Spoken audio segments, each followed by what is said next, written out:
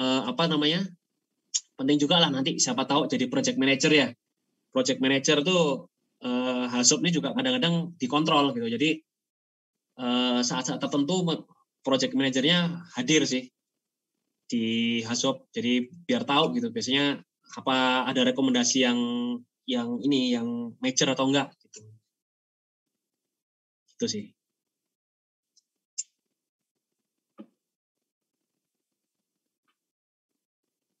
Nah, ini di sini ini kebetulan ada ini ya, ada LOPA. Ini waktu itu memang habis HAZOP kebetulan langsung mau di determinasi SIL.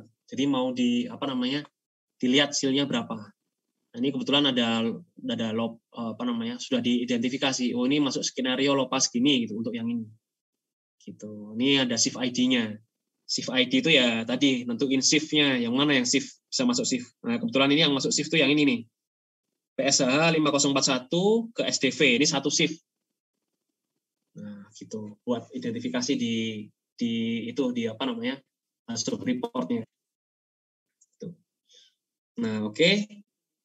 Ini sekarang kita masuk ke SIL determinasi.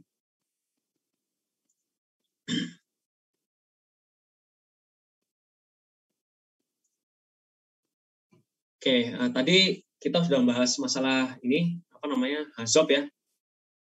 Jadi HAZOP tuh sebenarnya time consuming banget dan ya cukup membosankan sih kalau yang pernah hadir tuh biasanya memang cukup bosan di situ. Apalagi online ya, wah itu pasti bosan banget lah pokoknya. Nah ini untuk selanjutnya ini jadi saya balik lagi ya ke yang ini. Nah ini HAZOP itu kan masuk ke ini ya, ke fase pertama. Nah terus kita masuk ke fase kedua itu yaitu penentuan SIL. Nah untuk menentukan SIL sendiri itu biasanya kita pakai metodenya kuantitatif. Jadi kebanyakan untuk menentukan SIL itu kita pakai yang kuantitatif ini. Nah ini dulu tuh saya juga pernah nih ngisi training ya. Ngisi training kebetulan waktu itu dari petrochemical. Sempat tanya seperti ini. Kita biasa melakukan langsung LOPA, Pak. Loh, kok bisa langsung LOPA? Iya, karena jadi dia scanningnya itu dari PNID. Di PNID itu dilihat apa namanya semua yang masuk shutdown system itu dilihat si levelnya berapa gitu. Apa namanya? Jadi tanpa apa ya? Tanpa melihat skenario gitu. Jadi langsung dilihat, loh, gimana caranya? Terus skenario-nya bangunnya gimana? Ya waktu scan PNID dilihat ini kira-kira jadi misalkan gini. Misalnya ini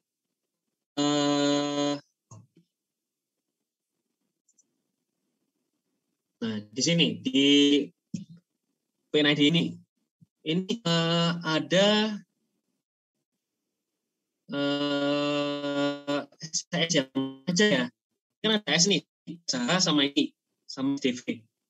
Nah langsung dilihat sama aku ada ya peserta itu. Nah ini langsung kita lihat aja Pak, ini langsung dilopa gitu loh. Di sini kira-kira ini fungsinya buat apa gitu. Jadi skenario itu baru dibahas di lopa gitu. Jadi itu kebalik cara berpikirnya kebalik, cara apa namanya? Cara bekerjanya flow-nya kebalik gitu. Karena LOPA itu tidak membangun skenario, tapi menilai resiko lebih lanjut untuk mereduksi resiko. Nah, skenario itu diambil dari HAZOP. Gitu. Jadi waktu tidak skenario, nggak capture ini fungsinya buat apa. Jadi dia nggak, pokoknya ini ada input, bisa gas, bisa liquid. Pokoknya untuk stop inlet pressure aja gitu. Jadi nggak dapat ininya skenario itu.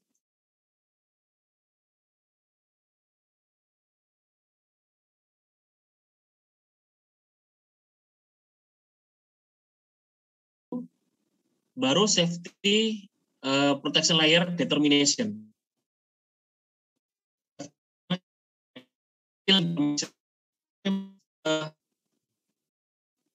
Yang membangun skenario itu yang kualitatif, metode kualitatif, salah satunya HAZOP gitu. Nah, untuk LOPA ini kita tinggal memakai aja skenario yang sudah ada di HAZOP itu kita pakai ulang untuk apa namanya menentukan seal levelnya seperti itu gitu.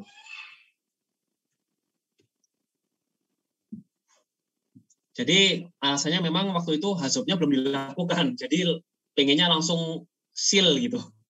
Itu tidak bisa sih, tetap harus HAZOP dulu, baru LOPA gitu. Karena memang ya pasti banyak miss-nya di situ. Nah ini kebetulan ini ya kita masuk ke pembahasan beberapa metode untuk menentukan seal. Jadi setelah HAZOP itu biasanya kita melakukan workshop lagi. Jadi workshopnya itu berlanjut gitu. Dari HAZOP terus kita lanjut ke workshopnya untuk menentukan seal. Biasanya ada beberapa metode juga yang direkomendasikan di IEC 61511. Jadi salah satunya ada hazard matrix. Nah, ini sama sih. Likelihood, ada frekuensi per year, terus deskripsinya apa, terus nanti ini dilihat nih konsekuensinya kali likelihood-nya jatuhnya di mana. Apakah skenario tersebut memerlukan protection layer-nya seal 1, seal 2 atau seal 3 atau tidak perlu seal gitu. Jadi kalau misalkan tidak perlu seal itu bukan berarti protection layer-nya bisa dihilangkan, bukan seperti itu maksudnya. Protection layer tetap harus ada, tapi untuk tingkatan safety integrity-nya itu tidak perlu yang high level, tidak perlu yang apa namanya, yang ada perhitungan matematisnya. Nah, jadi ya safety-nya ya barang yang biasa aja tanpa sertifikasi sudah bisa gitu. Maksudnya seperti itu kalau yang non seal itu. Nah, ini di safety layer matrix ini sebenarnya mirip-mirip juga sama jadi mirip tadi, tapi ini safety layer matrix ini berdasarkan ini berdasarkan protection. Kalau yang satu berarti dia level seal-nya lebih tinggi, udah ada layer, nah ini lebih rendah nih requirement-nya. Nah ini ada apa namanya yang di sebelah bawah ini ada severity-nya atau konsekuensinya.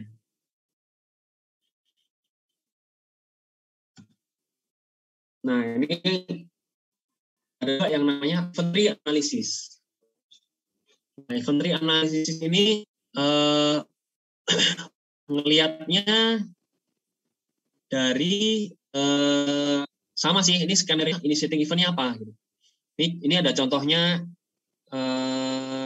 ini kan ada IE ini maksudnya initiating event. Jadi initiating event itu penyebab skenario-nya apa.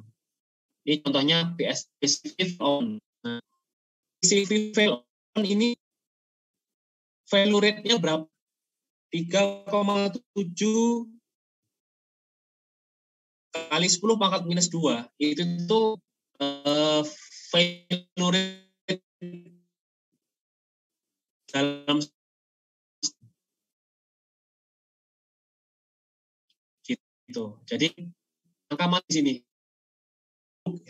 chemical process safety atau lewat data dari plan. Nah, nanti saya kasih tahu cara nentunya gimana. PCV fail open ini rate-nya ini lumayan tinggi. Jadi BPCS fail itu 3,7 kali 10 pangkat minus 2 failure rate-nya dalam setahun. Nah, terus ini ada IPL. IPL ini namanya Independent Protection Layer. Terus ini ada target mitigate good.